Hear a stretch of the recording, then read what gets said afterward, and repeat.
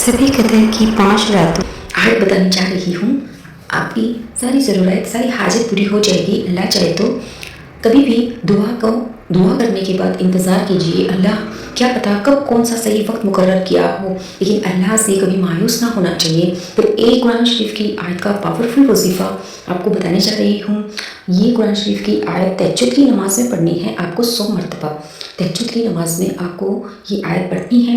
पहले 11 मरतबा दुरूद पाक दुरूद शरीफ पढ़ के अपने जहाँ नमाज बिछा के वहाँ पे चारों तरफ फूंक दो, खुतबे फूंक लो।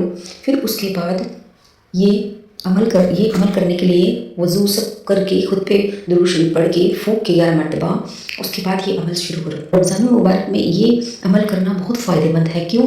क्योंकि रमज़ान में हमारा दिल और दिमाग सिर्फ दिन की तरफ होता है, दुनियावी चीज़ें बहुत कम होती है और हम पाकीज़ा हाल में रहते हैं, शैतान भी कैद रहते हैं। इसलिए ये रमज़ान में करना, रोज़ों में करने, तहज्जुद में पढ़ के ये दुआ करना बहुत ज़्यादा फ़ायदा हासिल होगा आपको। तो दुआ बता देती हूँ। अल्लाह आयत करीमा बिस्मिल्लाहिर्रहमानिर्रहीम बिस्मिल्लाहिर्रहमानिर्रहीम ला इलाहा इल्ला अंत सुब्हानक इन्नी कुन्तु मिनज़ ज़ालिमीन। ला इलाहा अंत सुब्हानक इन्नी कुन्तु मिनज़ ज़ालिमीन। ये ज़ालिमों से लड़ने की दुआ है। अल्लाह पाक ने इस आयत में इतना दम, इतना पावर बताया है।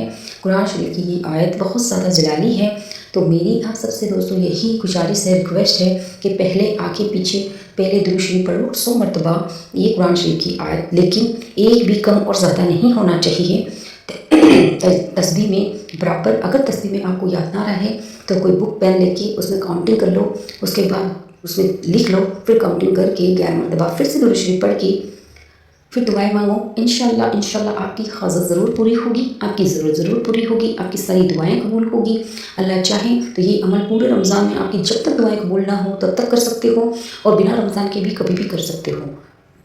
शुक्रिया मेरा वॉइस वीडियो सुनने के लिए। Thanks for watching. अल्लाह हाफिज़। वीडियो शेयर ज़रूर कर दे ताकि और भी कोई मुसलमान भाई बहनों की मदद हो जाए और रमज़ान मुबारक महीने में वो भी ये वजीफ़ा शुरू कर दे और हम सबको भी दुआएं मिलेगी। ये कुरान शरीफ की आयत रोज़ क़यामत तक हमें फ़ायदा हासिल करेगी, आपको भी मुझे भी नेकियां मिलती रहेगी। सदका ये ज़रिया है ये भी।